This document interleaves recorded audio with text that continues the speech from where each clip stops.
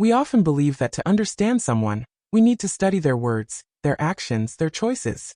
But the truth is simpler. People reveal themselves through what they project. Projection is the language of the unconscious. And if you can see it, you'll uncover not only who they are, but also who you are. 1. Understanding projection. In psychology, projection is when we unconsciously push our fears, desires, and unaccepted parts of ourselves onto others.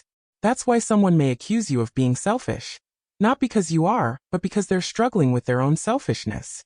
Someone who constantly criticizes may actually be wrestling with the parts of themselves they can't accept.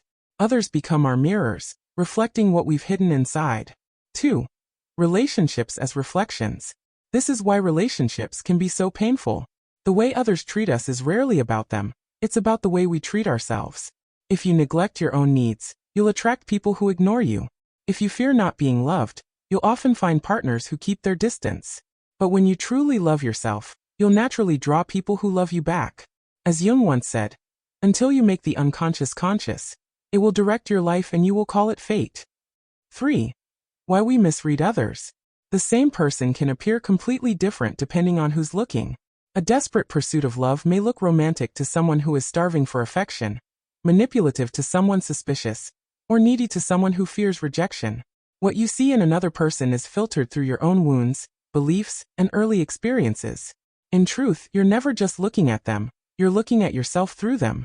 4. Healing through self-understanding. So how do we break free?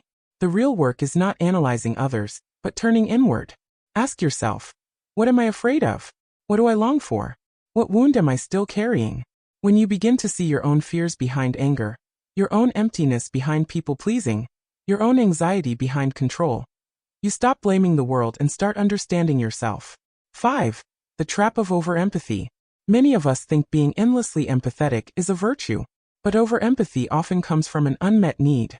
The person who always takes care of others often grew up without anyone taking care of them.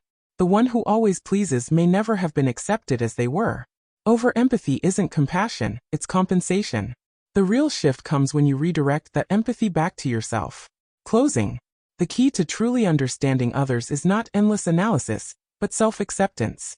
When you know yourself, your wounds, your fears, your desires, you stop projecting them onto others. And suddenly, people appear clearer, more real, more whole. Because the mirror no longer distorts the image. So if you want to recognize others, start by recognizing yourself.